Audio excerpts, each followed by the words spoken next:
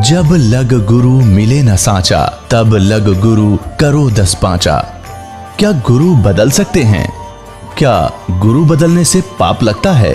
आध्यात्म के इस मैदान में आखिर सही गुरु कौन है? गीता जी में वर्णित तत्वदर्शी संत कौन है? इन सभी प्रश्नों के उत्तर जानने के लिए अवश्य सुनिए जगत गुरु तत्वदर्शी संत रामपाल जी महाराज के मंगल प्रवचन। मानुष जन्म दुर्लभ है, ये मिले न बारंबार। तरवर से पत्ता टूट गिरे, वो बहोर न लगता डारी। मानुष जन्म पाए कर, जो नहीं रटे हरि नामे। जैसे कुआ जल बिना फिर बनवाया क्या कामे। पृथ्वीपति चकवे गए, जिनके चक्कर चलनते। रावण सरीखे कौन गिन, ऐसे गए अनंत।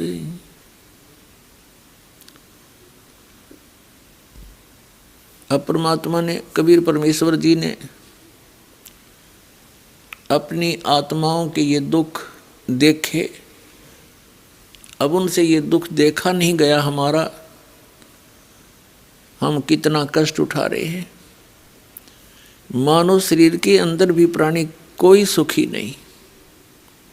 पूरे विश्व में कोई व्यक्ति कह दे आज हाथ उठा के कि मैं सुखी हूं, लेकिन परमात्मा कहते हैं कि झूठे सुख को सुख कहे, ये मान रहा मनमोद। ये सकल चबीना काल का, कुछ मुख में कुछ गोद। इस झूठे सुख को, थोड़ी सी संपत्ति या कोई पद पोस्ट हो गया, संतान ठीक होगी, उनकी अच्छी नौकरियां हैं, व्यवसाय है, तुम इसको सुख मान रहे हो। 1 मिनट में ना जाने के बिजली गिर जा, अक्षेत्र नष्ट हो जाता है। जैसे 26 जनवरी सन 2000 को गुजरात प्रांत में एक भयंकर भूकंप आया और वहाँ लगभग लाखों व्यक्ति, जिसमें सभी उच्च पोस्ट वाले भी, धनी भी, फैक्ट्री के मालिक भी, मजदूर भी, आईपीएस और ये जज भी, वह मारे गए 1 सेकंड के अंदर और चकनाचूर हो गए। परमात्मा कहते हैं इसको तुम सुख मान रहे हो। इस झूठे सुख को सुख है ये मान रहा मनमोद। ये सकल चबीना काल का, कुछ मुख में कुछ गोद। तो इसके लिए परमेश्वर कबीर जी ने आकर के हमें ज्ञान दिया है।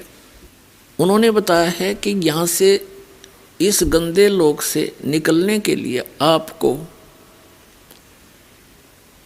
पूरे गुरु की आवश्यकता पड़ेगी। और ये सुख कहाँ है जिसकी तुम खोज कर रहे हो? जैसे निर्धन चाहता है मुझे धन हो जा भगवान, मैं सुखी हो जाऊंगा। अब धनवानों से पूछ कर देख लो वो कैसे सुखी हैं, सपने में भी चैन नहीं उनको।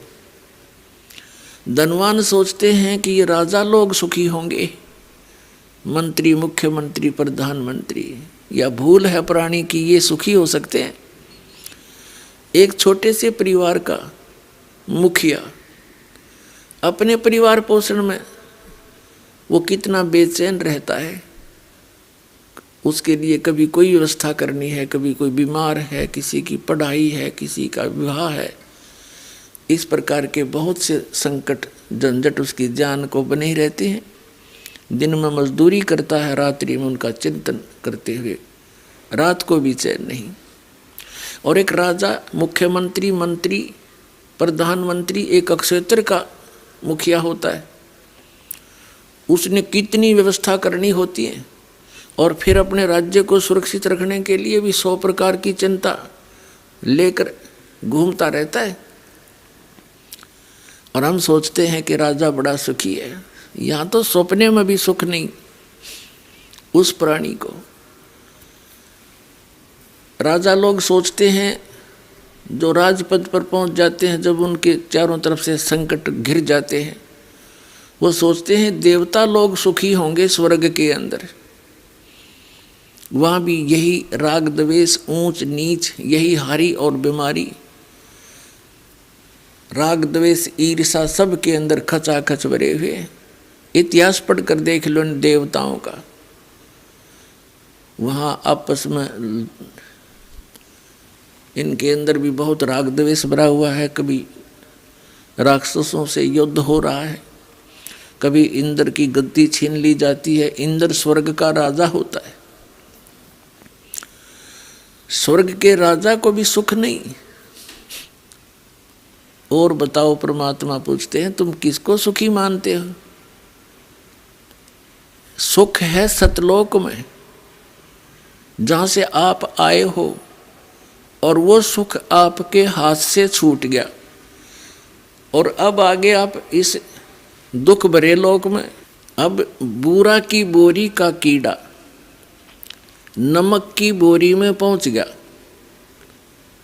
और वह सैकड़ों बोरियों का, हजारों बोरियों का ढेर लगा हुआ है, और वो देख रहा है, वही टेस्ट खोज रहा है, उस नमक के बोरों में नहीं मिल सकता। वो तो वही मिलेगा उस बूरा के बोरों में, बूरा की बोरियों में, जिससे वो गलती से निकल आ गया है।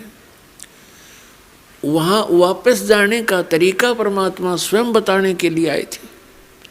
इस काल भगवान ने अपने नकली संतों के द्वारा, नकली महंतों के द्वारा, नकली झूठे इन आचार्य और शंकराचार्यों के द्वारा परमात्मा के यथार्थ मार्ग को लोप करवा रखे।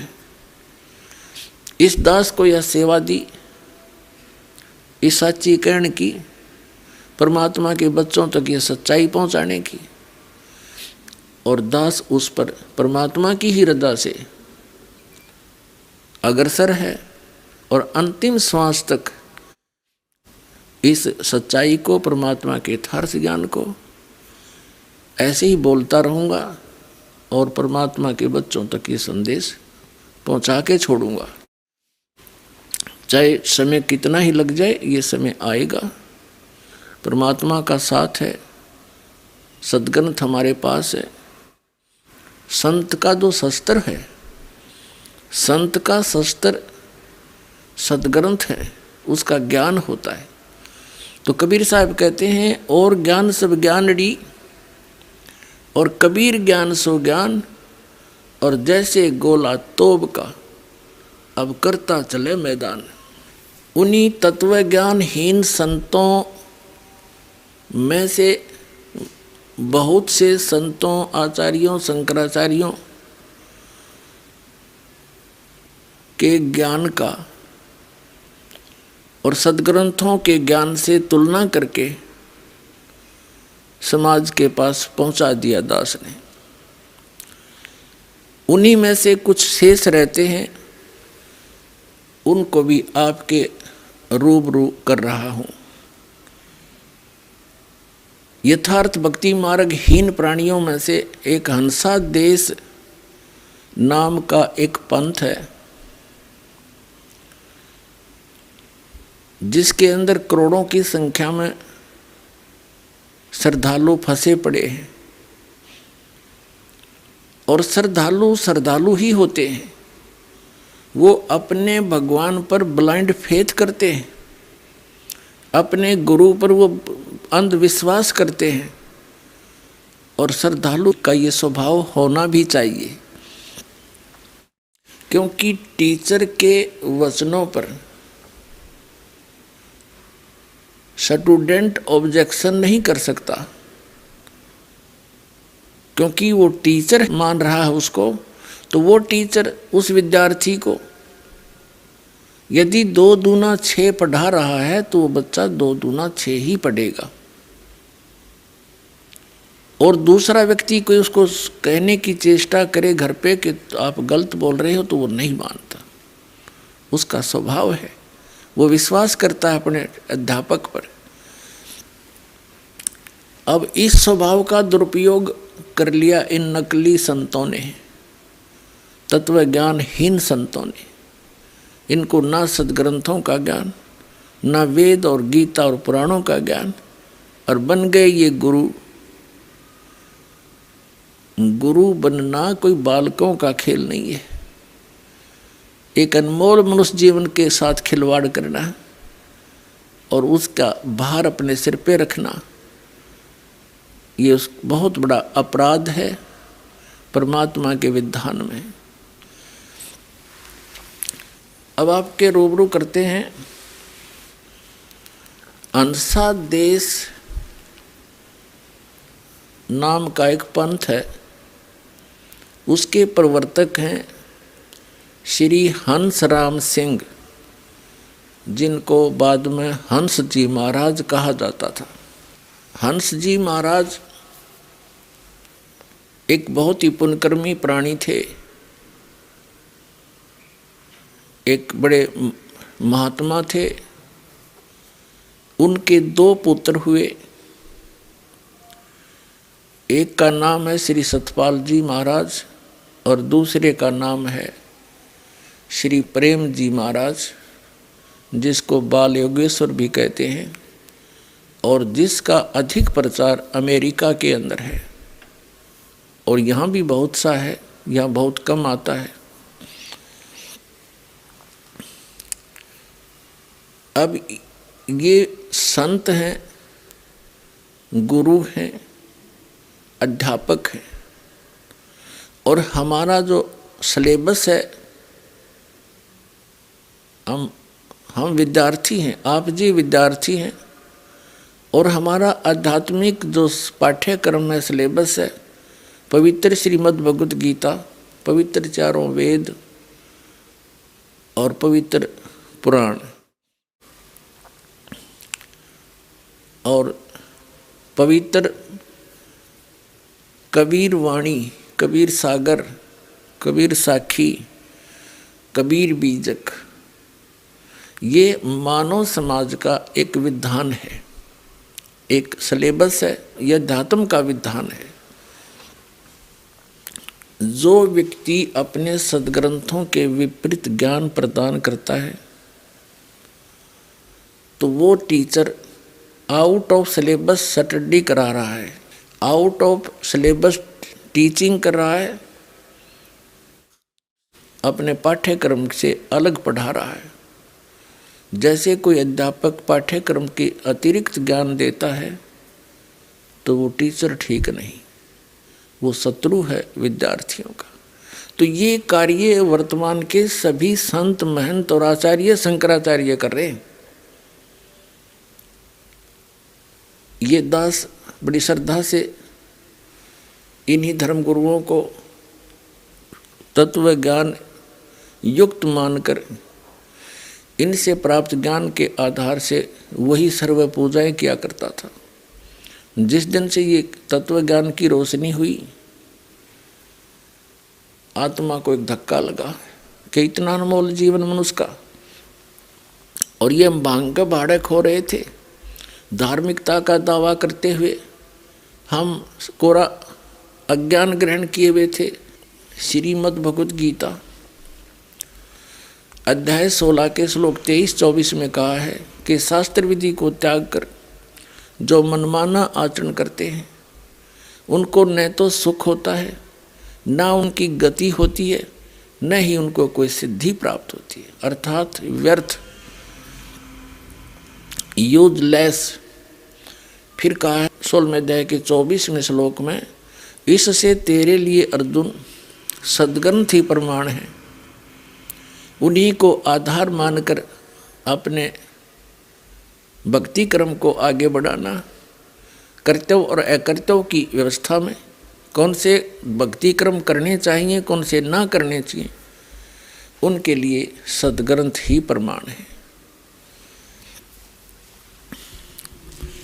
तो आप जी को इस हंस जी महाराज के द्वारा दिए गए ज्ञान की एक झलक,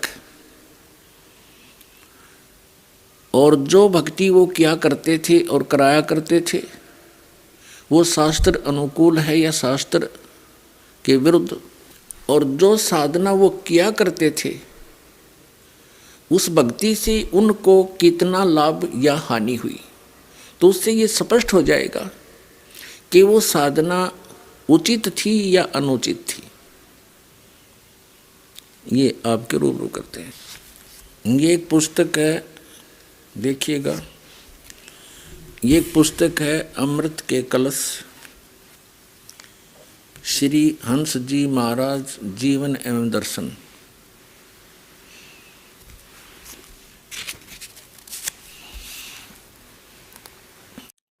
संपादक हैं चमनलाल टंडन,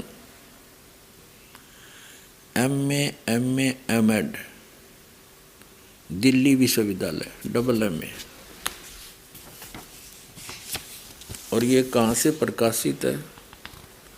प्रकाशक हैं मानव उत्थान सेवा समिति, प्रधान कार्यालय 2/12 पंजाबी बाग, नई दिल्ली से।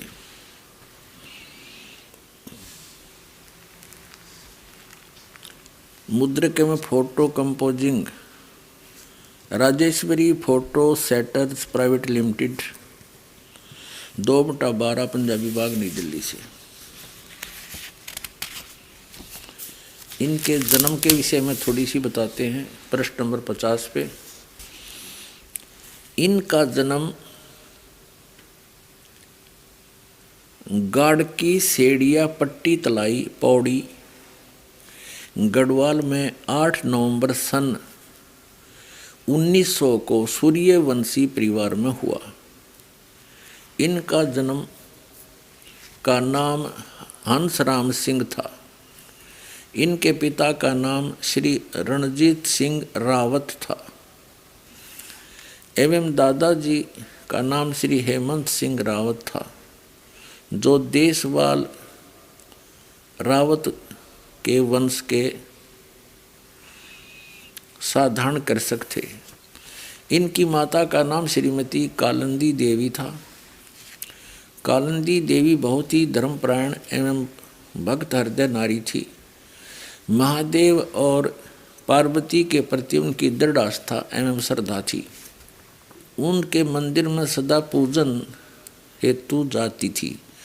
श्री महाराज जी बताया करते थे, श्री हंस जी महाराज बताया करते थे कि उनकी माँ उनको भी अपने साथ मंदिर ले जाती थी और वहाँ मैं महादेव और पार्वती को साक्षात खड़े देखता था। इस प्रकार बचपन से ही उनके अंदर भगवान दर्शन की तीव्र लगन पैदा हो गई थी। बाल्यकाल से ही वह एक विलक्षण बालक थे। हंसी की छटा इनके मुख पर मंडल पर सदा गुलाब के फूल की तरह खिली रहती थी।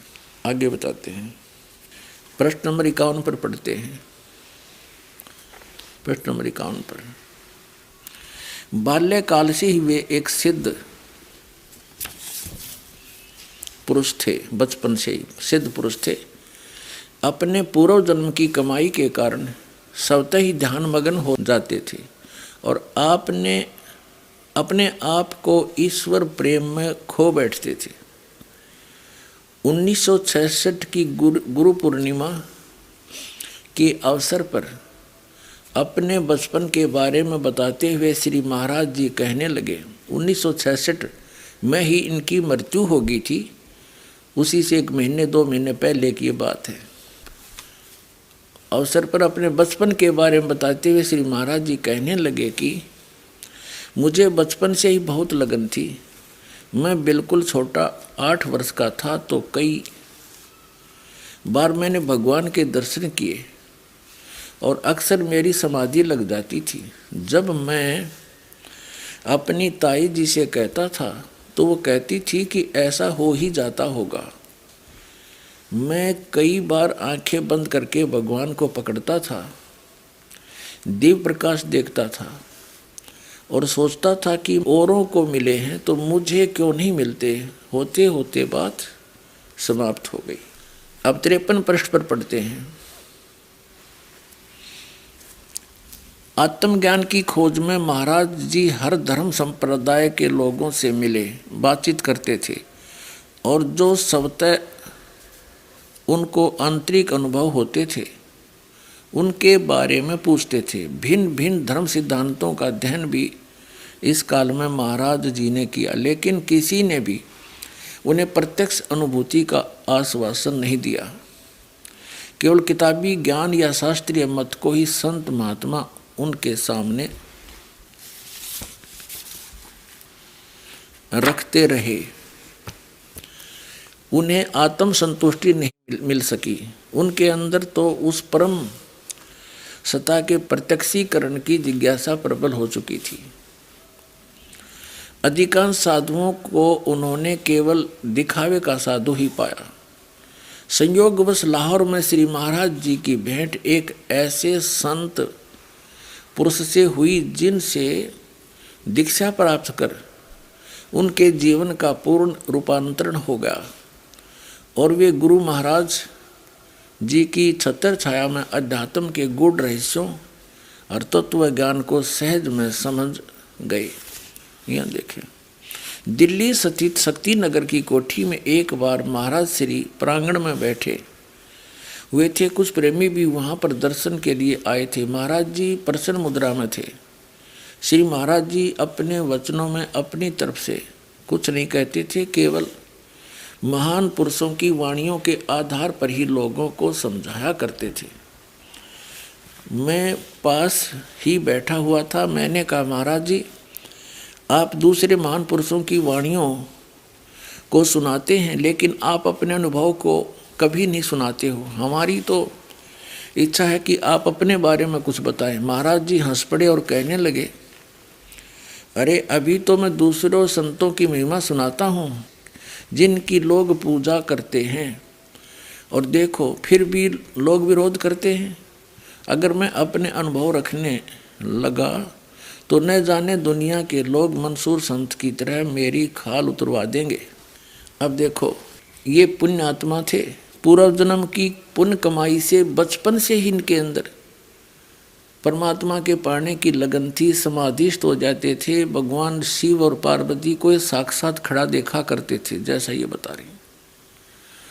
तो ये पूर्व जन्म के पुण्यकर्मी प्राणी थे। पूर्व जन्म के पुण्यकर्मी प्राणी ही परमात्मा की खोज में भटकते हैं, और यदि उनको सद्गुरु नहीं मिलते तो उनका अंत बहुत बुरा होता है, जैसा श्री हंसराज जी का हुआ। अभी दिखाऊंगा आपको। आगे पढ़ रहे हैं हम इसी चम्मन पृष्ठ पर। हम चम्मन पृष्ठ पर पढ़ते हुए आ रहे हैं। नीचे आ गए। श्री महाराज जी सुनाने लगे कि मैं सत्य की खोज में इधर उधर बहुत भटका। बचपन से मुझे प्रकाश दिखाई देता था, अनहद सुनाई देता था। मैं समझता नहीं था ये सब क्यों होता है। आखिर मेरे भाग्य बहुत अच्छे थे, मुझे गुरु महाराज मिल गए। अब 55 पर एक जगह ऐसे ही साधुओं का भंडारा था। मैं वहाँ गया। पहले मैं आर्य समाजी विचारों का था। मुझे यह विश्वास था कि ओम से ज़्यादा कुछ नहीं है, और गायत्री मंत्र पर मुझे विश्वास था। मैंने वहाँ उन महापुरुषों का सत्संग सुना। उनकी बातें कुछ अटपटी सी लगी। सत्संग सुनने के पश्चात मैंने कहा कि बताओ क्या बताते हो। बोले कि फला जगह आना, वहाँ हमारा आश्रम है। मैं वहाँ पहुँचा। बारिश हो रही थी, कपड़े भीग गए थे। बारिश में भीगता हुआ गया था। महात्मा जी मुझे देखते ही हंस पड़े। उन्होंने कहा कि कल आना, कल बताऊंगा। मैंने एक बड़ा भारी दृष्टांत प्रस्तुत किया। अब हम आगे चलेंगे, अपने मतबल का पढ़ेंगे। 57 पर आ जाते हैं। 57 पृष्ठ पर हम पढ़ रहे हैं अमृत के कलश पुस्तक। अगले दिन मैं कितनी मुश्किल से पहुंचा, यह एक लंबी कहानी है। वर्षा हो रही थी, रास्ते में नदी पड़ती थी। नदी को पार करके मैं रास्ता भूल गया, लेकिन ढूंढते ढूंढते आश्रम तक पहुंचा तो गुरु जी ने कहा, आ गए। भीग गया था फिर, और वस्त्र पहने मैंने। तब उन्होंने एक प्रेमी से कहा कि कमरे में कुछ बिछा दो। फिर मुझे वहाँ ले गए और आसन पर बैठाया। उन्होंने मुझसे कहा कि हम तुझको जो बात बताएंगे वह अगर सच्ची हुई तो किसी को न बताना, और सच्ची बात हम तुमको बताएंगे तो तन मन धन तुम हमको देना। और तीसरी बात यह है कि 2 क्रियाएं एकांत में करना, 2 क्रियाएं हर्ष में करना। मैंने सोचा कि अगर बात झूठी होगी तो फिर मैं इनका भांडा फोड़ दूंगा, अगर सच्ची होगी तो फिर जरूर जानना चाहिए। कहा कि सच्चे दिल से कहो। मैंने कहा हाँ। अब हम 59 पर आ गए। अमृत के कलश पर पुस्तक है इनकी। कहा हाँ सच्चे दिल से कह रहा हूँ। फिर उन्होंने उपदेश दिया और क्रियाएं समझाई। वैसे तो छोटेपन से मेरी समाधि लगती थी, सुरती चढ़ती थी और एकांत में बैठता था तो अनहद सुनाई देता था। उस वक्त जब उन्होंने बात बताई तो खूब प्रकाश दिखाई दिया और अनहद भी सुनाई दिया, जाप भी किया और मन भी टिका। तीसरे दिन मैं नहा धोकर खूब साफ कपड़े पहनकर एकांत कोठड़ी में बैठ गया और मैंने ये प्रण किया कि अगर भगवान है तो मुझे दर्शन देगा, नहीं तो मैं नासवान हूँ तो नष्ट हो जाऊंगा। कोई बात नहीं, अगर अमर भी हूँ तो किसी योनि में भी जाऊंगा तो आगे परमात्मा का नाम कभी नहीं लूँगा। ऐसा करके सुमन किया तो झट लाइट आने लगी और एकदम सुरती चढ़ गई, मेरी समाधि लग गई। भगवान मेरे सामने खड़े थे। गुरु महाराज जी की लीला का क्या वर्णन करूं, यानी उसके सामने ये इनके गुरु महाराज आ खड़े हुए। अब भी कई दफे साक्षात दर्शन देते हैं, लेकिन यह सब के करने की बात नहीं है, क्योंकि गुरु महाराज ने कहा था कि यह तेरे पूर्व जन्म की ये हम 60 पा गए कि तेरे पूर्व जन्म की कमाई है, और कहा कि तुमने करोड़ों व्यक्तियों को ज्ञान देना है। अपने आत्माओं दास जो बार बार कहता आ रहा है, ये प्रमाणित हो रही है कि ये पूर्व जन्म के पुण्यकर्मी प्राणी थे, साधक थे। ये भी स्पष्ट कर रहे हैं इनके गुरु जी कि ये तुझे होगा है, अंदर प्रकाश दिख गया, तेरी समाधि लगी, क्योंकि तू तेरे पूर्व जन्म की कमाई है और ये और किसी को नहीं हो सकेगी। जब एक क्रिया को सभी कर रहे हैं तो सभी को होनी चाहिए, एक को क्यों हुई, औरों को क्यों ना हो। तो ये बड़ा एक झंझट है, काल का जाल है, और अब इसको समझना अच्छी तरह से, अपने आप को बचाना है हम सब ने। ये पुण्यकर्मी प्राणी थे, पिछले पुण्यकर्म इसके बहुत ज़्यादा भक्ति थी। जैसे इन्वर्टर की बैटरी चार्ज होती है, आगे चाहे चार्जर लगाओ चाहे ना लगाओ उसमें, फिर भी उससे बहुत कुछ लाइट जगती है, पंखे भी चलते हैं। और जब चार्जर के अभाव से उसकी पूर्व की अक्षमता समाप्त हो जाती है, एक ही दम सब सुविधाएं बंद हो जाती हैं। और यही दशा इस हंस जी महाराज के साथ हुई, अभी प्रमाणित करते हैं। अब ये आर्य समाज के विचारों से प्रभावित था और ओम नाम का जाप करता था। एक ऐसा अनाड़ी संत मिल गया इस पुण्यात्मा को, उसने वो ओम नाम भी छुड़वा दिया। आंख कान बंद करके एकांत स्थान में ये डले डोण फैला दिया। ये हठ योग किसी संत ने करा नहीं, किसी सदग्रंथ में प्रमाण नहीं। गीता जी के अध्याय नंबर 3 के श्लोक नंबर 4, 5, 6, 7, 8 में स्पष्ट किया हुआ है कि अर्जुन एकांत स्थान पर बैठ के साधना करेगा, तेरा निर्वाह कैसे होगा। तो ऐसे कर्म तो ढोंगी लोग करते हैं, पाखंडी। ये देखिएगा, ये श्रीमद् भगवत गीता जयदयाल गोविंद का इसके अनुवादक हैं, गीता प्रेस गोरखपुर से प्रकाशित है, अध्याय नंबर 3 का। ये है अध्याय नंबर 3 और श्लोक नंबर हम 4 से पढ़ेंगे। मनुष्य ने तो कर्मों का आरंभ किए बिना निष्कर्मता को यानी योग निष्ठा को प्राप्त हो सकता है, और न कर्मों के केवल त्याग मात्र से सिद्धि यानी सांख्य निष्ठा को प्राप्त हो सकता है। 5वां, निसंदेह कोई भी मनुष्य किसी काल में क्षण मात्र भी बिना कर्म किए नहीं रह सकता, क्योंकि सारा मनुष्य समुदाय प्रकृति जन गुणों द्वारा परवश कर्म करने के लिए बाध्य किया जाता है। अब आगे देखो, छठा श्लोक। अब ये छठा श्लोक है, छठा श्लोक, पांचवा हमने पढ़ लिया। जो मूढ़ बुद्धि मनुष्य यानी मूर्ख समस्त इंद्रियों को हठपूर्वक ऊपर से रोककर मन से इंद्रियों के विषयों का चिंतन करता रहता है, वह मिथ्याचारी दम्भी यानी पाखंडी कहा जाता है। सातवें में कहा है कि किंतु हे अर्जुन, जो पुरुष मन से इंद्रियों को वश में करके अनासक्त हुआ, समस्त इंद्रियों द्वारा कर्म योग का आचरण करता हुआ, यानी काम करते करते उठते बैठते चलते फिरते करता है, वही श्रेष्ठ है। तो आठवां क्या लिखा है, अध्याय 3 का 8वां श्लोक। तू शास्त्र विहित कर्तव्य कर्म कर, जो सदग्रंथों में प्रमाण है वो कर्म कर, उसके अनुसार साधना कर, करने योग्य कर्म कर, क्योंकि कर्म न करने की अपेक्षा कर्म करना ही श्रेष्ठ है, तथा कर्म न करने से तेरा शरीर निर्वाह भी तो नहीं सिद्ध होगा। अब इससे क्या सिद्ध हो गया कि सदग्रंथों में जो प्रमाणित साधना है उस साधना को तू कर। वो साधना क्या है, कौन सी है, कहाँ प्रमाण है? जैसे श्रीमद् भगवत गीता अध्याय नंबर 8 के श्लोक नंबर 13 में गीता ज्ञानदाता कहता है, ओम इति एकाक्षरम ब्रह्म व्यवहारण माम अनुसमरण यह परियाति तजंदेहम स याति परमाम गति।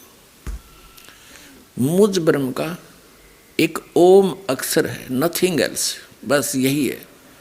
उच्चारण करता हुआ जो व्यक्ति शरीर त्याग कर जाता है, यानी इसका श्रवण करता हुआ, उच्चारण करके श्रवण करता हुआ जो व्यक्ति शरीर त्याग कर जाता है, स याति परमाम गति, वो ओम मंत्र से मिलने वाली परम गति को प्राप्त होता है। गीता जी में इसके अतिरिक्त कोई मंत्र नहीं है इस ब्रह्म की साधना का। फिर इसमें दो परमात्माओं का विशेष रोल है, एक ये गीता ज्ञानदाता, एक परम अक्षर ब्रह्म। गीता ज्ञानदाता श्री कृष्ण जी में प्रवेश करके बोल रहा है, ये ब्रह्म है। श्री कृष्ण जी के अंदर बोल रहा है, ये ब्रह्म है, सरपुरुष है, इसको ज्योत स्वरूपी निरंजन काल भी कहा है कबीर परमेश्वर ने। और ये स्वयं भी गीता जी अध्याय नंबर 11 के श्लोक नंबर 32 में कहता है कि अर्जुन, मैं काल हूँ और अब प्रगट हुआ हूँ, अप्रवर्त हुआ हूँ, सबको खाने के लिए आया हूँ, इन सब का नाश कर दूंगा, तू ना युद्ध करेगा तो भी मैं इनको मार डालूंगा। ये काल है। श्री कृष्ण जी में प्रवेश करके ये गीता जी का ज्ञान बोल रहा है और ये कह रहा है कि ये ओम मंत्र मेरा है, मुझ ब्रह्म का, और इसका जाप करने से ही वो परम गति होगी जो ओम मंत्र से होनी है। ओम मंत्र से कहाँ जाएगा व्यक्ति? ब्रह्मलोक में जाएगा। और ब्रह्मलोक पर्यंत भी पुनरावृत्ति के अंदर वहाँ गए हुए प्राणी भी वापस आते हैं, उनका भी जन्म मृत्यु सदा रहता है। 8वें अध्याय के 16वें श्लोक में गीता जी में स्पष्ट किया है। और गीता ज्ञानदाता गीता अध्याय नंबर 2 के श्लोक नंबर 12 में, गीता अध्याय नंबर 4 के श्लोक नंबर 5 और 9 में ये स्पष्ट करता है कि अर्जुन, तेरे और मेरे बहुत जन्म हो चुके हैं, तू नहीं जानता, मैं जानता हूं। मेरे जन्म और कर्म दिव्य हैं। श्रीमद् भगवत गीता अध्याय नंबर 10 के श्लोक नंबर 2 में भी ये स्पष्ट करता है कि मेरी उत्पत्ति तो हुई है, लेकिन मेरे जन्म को ये देवता लोग और ऋषि लोग नहीं जानते, क्योंकि ये मुझसे उत्पन्न हुई है। और इसकी उत्पत्ति यानी पिता की उत्पत्ति को कौन बता सकता है? दादाजी बता सकते, यानी पिता के पिता। तो बच्चों को अपने पिता की जन्म के बारे में जानकारी नहीं होती। तो ये जितने भी यहाँ 21 ब्रह्मांड के अंदर प्राणी हैं, ये सभी काल और दुर्गा से उत्पन्न हैं। तो हम यहाँ के प्राणी इस काल के जन्म को कैसे जान सकते? इसके पिता ने, इस ज्योत स्वरूपी निरंजन काल के पिता ने, ब्रह्म के पिता ने यानी कबीर परमेश्वर जी ने, उस अमर पुरुष ने आकर के इसकी जन्म तिथि बताई, इसकी जन्म बताया, कैसे उत्पत्ति हुई है। अब इससे सिद्ध हो गया कि गीता ज्ञान दाता भी नासवान, और ओम नाम का जाप करके जो प्राणी ब्रह्मलोक में जाते हैं वो भी पुनरावृत्ति के अंदर। लेकिन इसे ये स्पष्ट करना चाहता है ये दास कि गीता जी में, गीता ज्ञानदाता का केवल एक ओम मंत्र है, नथिंग एल्स। फिर इसने कहा है कि मेरा जो सिमरण करना है उसकी विधि है युद्ध भी कर। 8वें अध्याय के 5 और 7 श्लोक में स्वयं कहता है युद्ध भी कर और मेरा स्मरण भी कर। अब युद्ध से कठिन काम कोई नहीं हो सकता, और युद्ध करते समय भी कहा इस ना ओम नाम का स्मरण कर। तो पूरी गीता जी में ये हठ योग के विषय में जानकारी, यानी किसी जो सदग्रंथ, मान्य सदग्रंथ हैं, उनमें केवल यही प्रमाण दिया गया है कि काम करते करते उठते बैठते भक्ति भगवान की करो। हठ योग का जो प्रावधान कहीं भी किसी ग्रंथ में है तो वो शास्त्र विरुद्ध साधना है। अब यही प्रमाण यजुर्वेद अध्याय नंबर 40 के श्लोक नंबर 15 में स्पष्ट किया है कि ओम कर्तु समर किलबे समर कर्तुम समर। ये देखिएगा यजुर्वेद, ये महर्षि दानव सरस्वती द्वारा अनुवादित है। ये कहाँ से प्रकाशित है? प्रकाशक हैं सर्वदेशी कार्य प्रतिनिधि सभा 2/5 महर्षि दान भवन, रामलीला मैदान, नई दिल्ली से। और महर्षि दान सरस्वती द्वारा इसके संपूर्ण 40 अध्यायों का अनुवाद है। मुद्रक है Prince offset printers 1510 Pataudi house Daryaganj नई दिल्ली से। इसके हम 40वें अध्याय पर आते हैं। ये है 4400 अध्याय, 40वां अध्याय यजुर्वेद। ये 15वां मंत्र है। वायु अनिलम अमृतम अथिदम भस्मांतम शरीरम ओम कर्तो समर किलबे समर कर्तुम समर। हे कर्म करने वाले जीव तू। इसने भी अनुवाद ठीक नहीं करना आया। फिर इसका अर्थ है कि कर्तो, काम करते करते ओम नाम का सिमरण करो। किलबे माने विशेष किलबलाहट, यानी कसक के साथ सिमरण करो। और कर्तुम माने अपना परम कर्तव्य जानकर ओम नाम का सिमरण कर। वायु अनिलम अमृतम भस्मांतम शरीरम। जब तेरा शरीर नष्ट हो तब तक इसका सिमरण कर। तब तेरे को जो ओम से मिलने वाला अमृतम, अमृतव है, ये तेरी आत्मा को, तेरे प्राण को, वायु माने प्राण को, जीव को, वो प्राप्त हो जाएगा।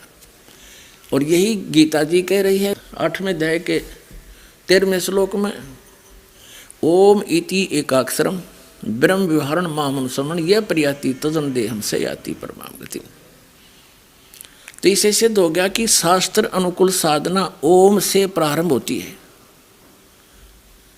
गीता ज्ञानदाता से अर्जुन ने प्रश्न किया कि भगवान आपने 7वें अध्याय के 29वें श्लोक में जिस तत्ब्रह्म की जानकारी दी है, 8वें अध्याय के गीता जी के अध्याय नंबर 8 के श्लोक नंबर 1 में अर्जुन ने प्रश्न किया गीता ज्ञानदाता से कि आप जी ने श्रीमद् भगवत गीता अध्याय नंबर 7 के श्लोक 29 में बताया है कि जो जरा और मरण, जरा माने बुढ़ापे के दुख से और मृत्यु के दुख से जो मोक्ष के लिए प्रयत्न करते हैं,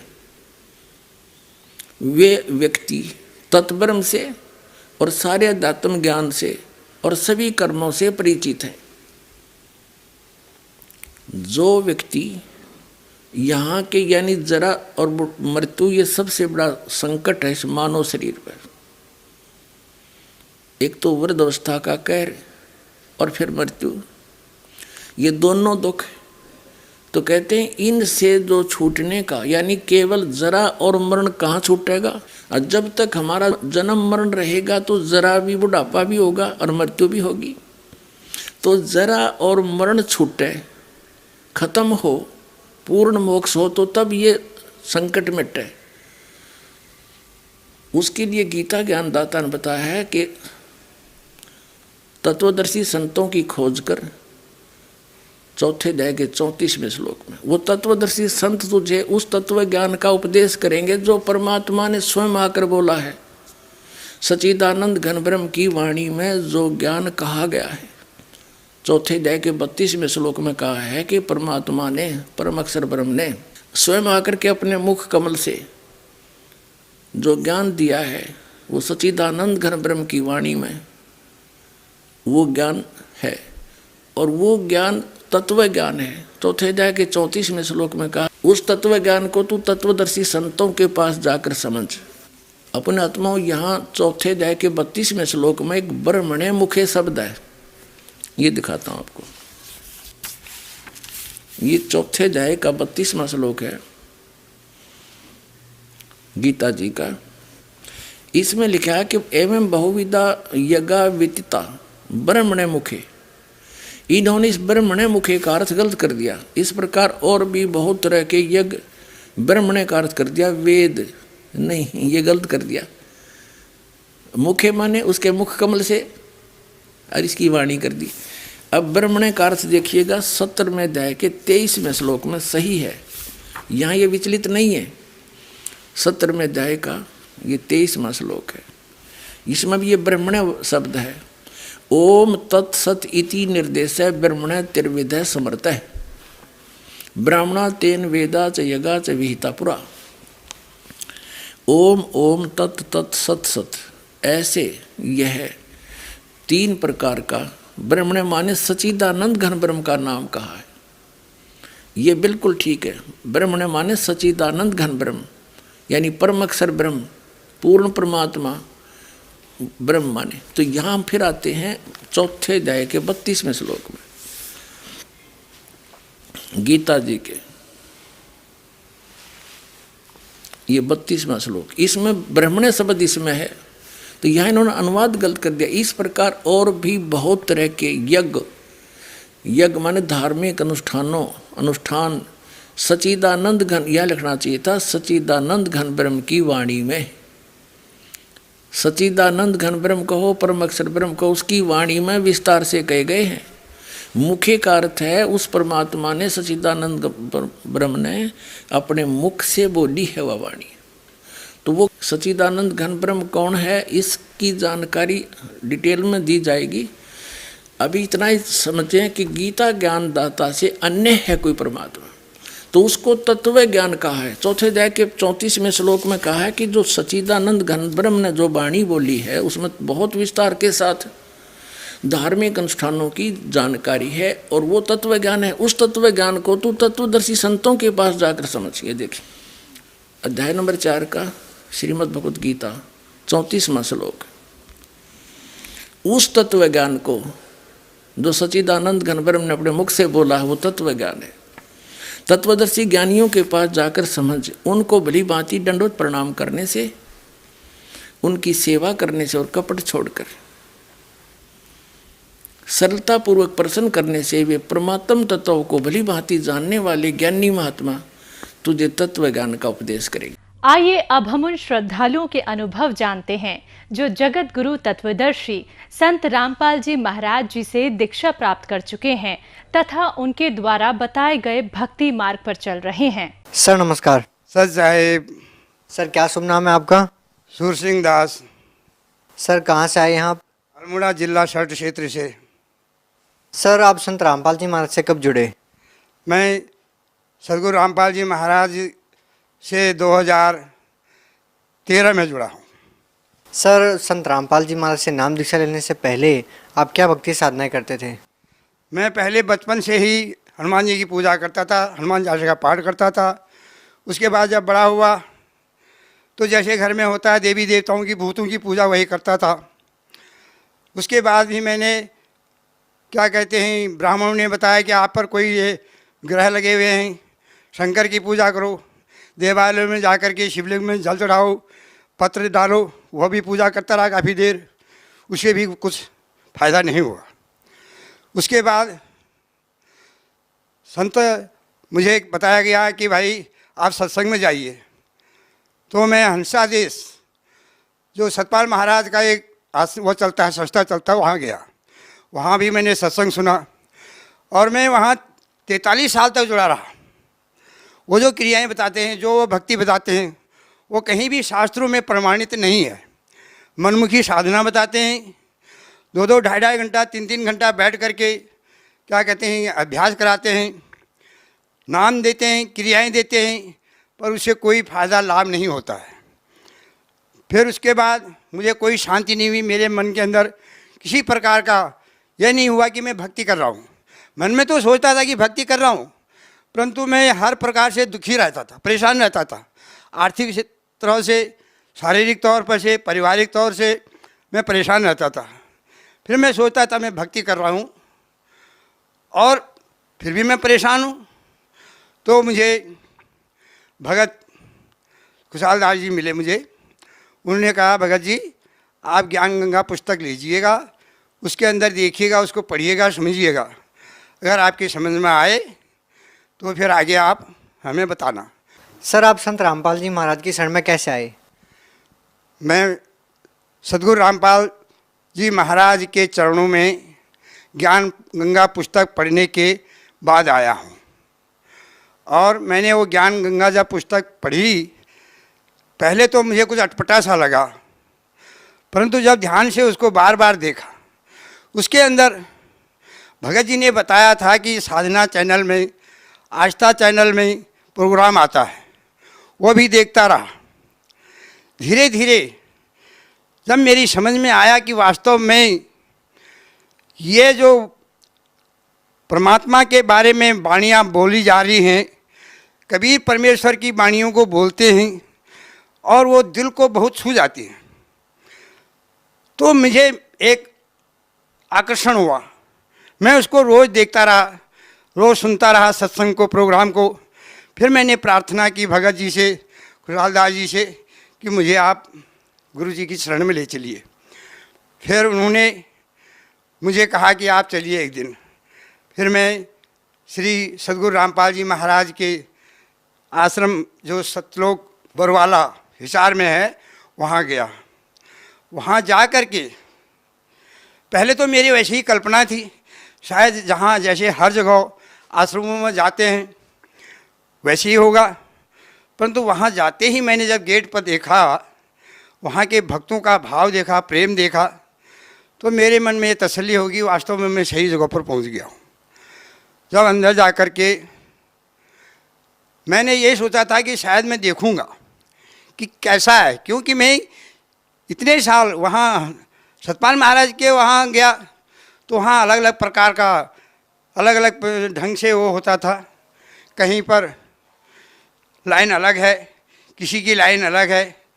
मैं ये सोचता था यहाँ भी ऐसे ही होगा, परंतु वहाँ जा कर के जब देखा तो वहाँ जा कर के तो मेरा मन परमात्मा के चरणों में बहुत ही वो हो गया। मैंने कहा वास्तव में मैं सही जगह पर पहुँच गया हूँ।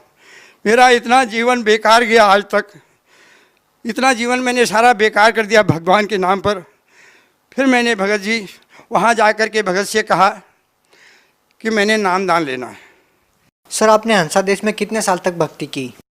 मैंने वहाँ मैं करीब 43 या 44 साल वहाँ रहा उस संस्था के अंदर, और उनका हर प्रकार से जैसा वहाँ प्रोग्राम होता था वहाँ जाता रहता था, सेवा भी करता था, परंतु मुझे कोई लाभ नहीं हुआ वहाँ का।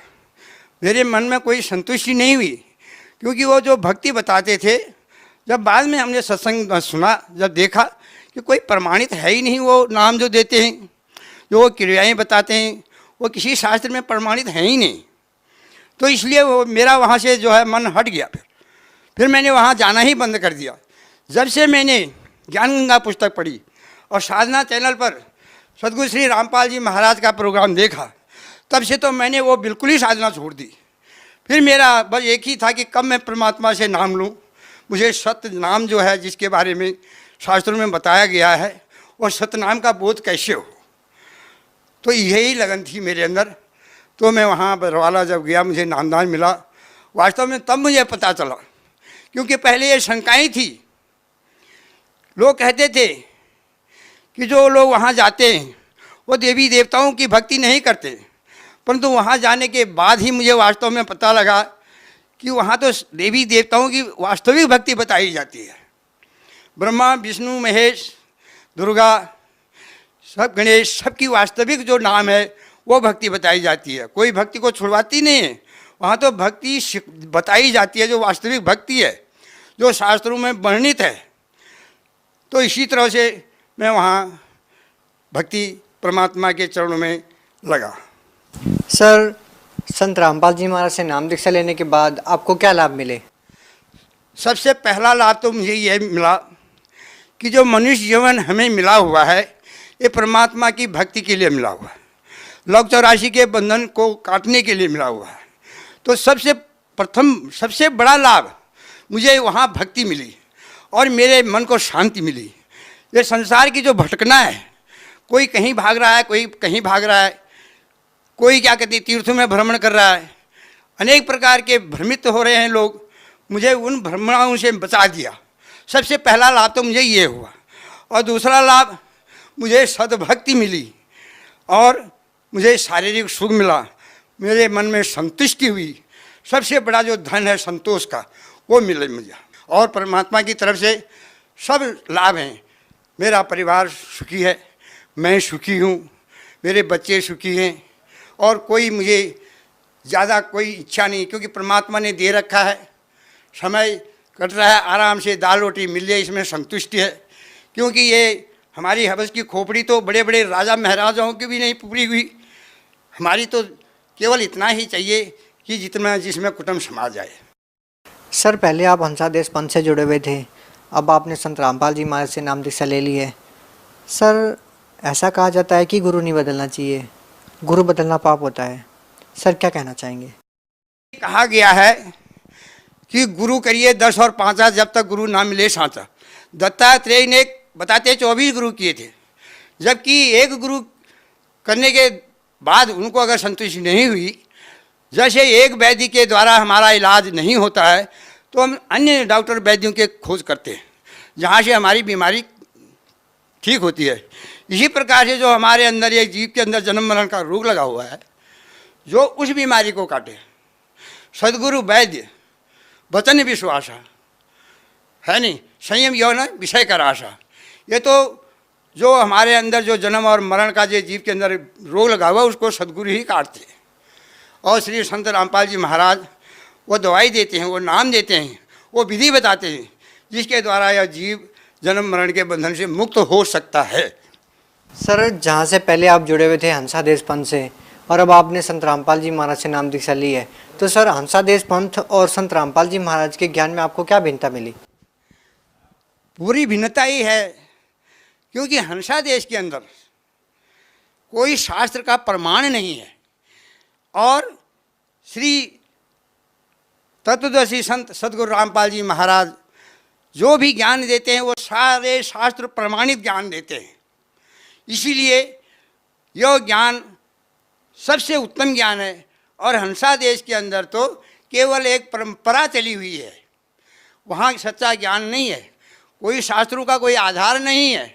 सर, संत रामपाल जी महाराज से जुड़ने से पहले क्या आप किसी प्रकार का कोई नशा करते थे? हाँ, मैं पहले बीड़ी पीता था, सिगरेट पीता था, तंबाकू पीता था, कभी कभी किसी के संगत में बैठ करके शराब का भी सेवन करता था और मांस का भी भक्षण करता था। मैं इंसान नहीं था, मैं उस समय दानव था, मानव नहीं था, मैं दानव था। और जब मैं सदगुरु रामपाल जी महाराज की शरण में आया, तब से मेरे ये सारे नशे छूट गए, अपने आप ही छूट गए, घृणा हो गई मुझे। मैं अब इनकी संगत में जो आदमी रहता है, जो इनका सेवन करता है, मैं उससे कोसों दूर हो जाता हूँ। फिर सर, ये आप में इतना बदलाव कैसे आया?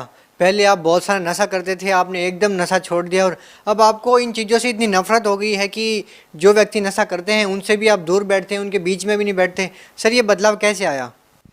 मैं तो इसको परमात्मा का चमत्कार मानता हूँ और जो वो नामदान देते हैं उसका प्रभाव मानता हूँ।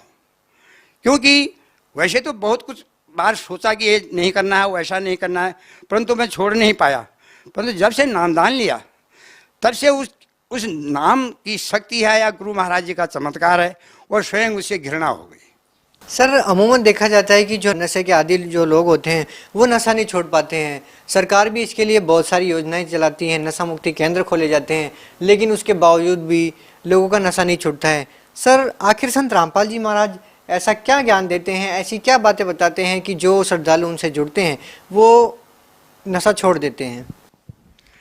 कहा गया है, तरु कोठर में बसे विहंग, तरु काटे मरे न जैसे, साधन करिए विचारहीन तब मन शुद्ध होए ना कैसे। जब साधन ही हम विचारहीन करेंगे, मन हमारा शुद्ध कैसे होगा?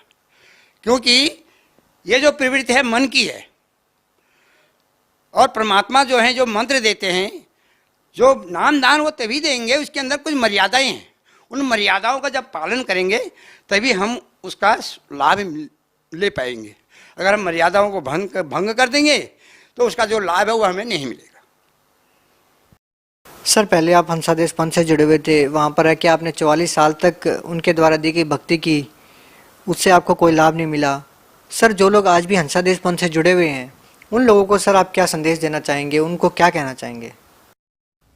मैं उनसे प्रार्थना निवेदन करना चाहता हूँ कि यह बार बार मनुष्य शरीर नहीं मिलता है, और एक बार आप यहाँ आकर के देखिए, गुरु महाराज जी का सत्संग देखिए, ज्ञान गंगा पुस्तक मंगा के आप पढ़िए। आज पढ़ा लिखा समाज है, आज कोई अनपढ़ नहीं है, और उस पर विचार कीजिए और अपना अमूल्य जीवन जो है इसको व्यर्थ मत जाने दीजिए। सती भक्ति जो शास्त्रों के अनुसार है उसको प्राप्त कीजिए और अपना कल्याण करवाइए, अपने परिवार का कल्याण करवाइए। वैसे नहीं आ सकते हो तो किसी दुख के कारण से भी तब भी आइए, एक बार दर्शन करके देखिए, वहाँ के माहौल को देखिए कि वहाँ किस प्रकार का माहौल है, कैसे भक्त लोग हैं, क्या वहाँ भक्ति दी जाती है। एक बार मैं उनसे प्रार्थना करता हूँ सभी भाई बहनों से कि आप एक बार अवश्य श्री सद्गुरुदेव श्री रामपाल जी महाराज का सत्संग सुनिए और उनसे नामदान लेकर के अपना कल्याण करवाइए। सर आखिर श्रद्धालु संत रामपाल जी महाराज से ही नाम दीक्षा क्यों लें? इसके पीछे क्या कारण है कि संत रामपाल जी महाराज से ही नाम दीक्षा लें? वो ऐसा है, गुरु महाराज जी जेल में जरूर हैं, परंतु आज परमात्मा ने ऐसी कृपा हम लोगों के ऊपर की है कि जगह जगह हर स्टेट के अंदर, हर जिले के अंदर नामदान केंद्र खोल दिए हैं। पहले तो केवल एक बरवाला में नामदान दिया जाता था, परंतु मालिक ने आज ऐसी दया की है कि हर जगह नामदान केंद्र खोले हुए। और जो साधना चैनल पर प्रोग्राम आता है उसके नीचे एक पीली पट्टी चलती है, उसमें नंबर दिए हुए हैं। उन नंबरों पर कॉन्टैक्ट करके वहाँ से आप ज्ञान गंगा पुस्तक भी मंगा सकते हैं अपना नाम पता दे करके, और वहाँ फ़ोन कर सकते हैं कि कहाँ से हम नामदान लें, हमारा क्षेत्र ये पड़ता है, तो आप भक्तों को जो है वहाँ से पूरी सूचनाएं मिल जाएंगी। सर आप भगत समाज को क्या संदेश देना चाहते हैं? भगत समाज को तो यही संदेश क्या देना है, मेरी तो प्रार्थना है, मैं संदेश के लायक भी नहीं हूँ, मैं प्रार्थना करता हूँ कि आप ज़रूर इस मानव जीवन का कल्याण करिए, नामदान लीजिएगा और श्री सद्गुरु रामपाल जी महाराज के चरणों में आकर के अपने जीवन को कृतार्थ कीजिएगा और इस मनुष्य जीवन को सार्थक बना करके लोक 84 के बंधन से मुक्ति होने का प्रयास कीजिएगा। जी बहुत बहुत धन्यवाद आपका। सत साहिब भगत जी, सत साहिब, सत साहिब।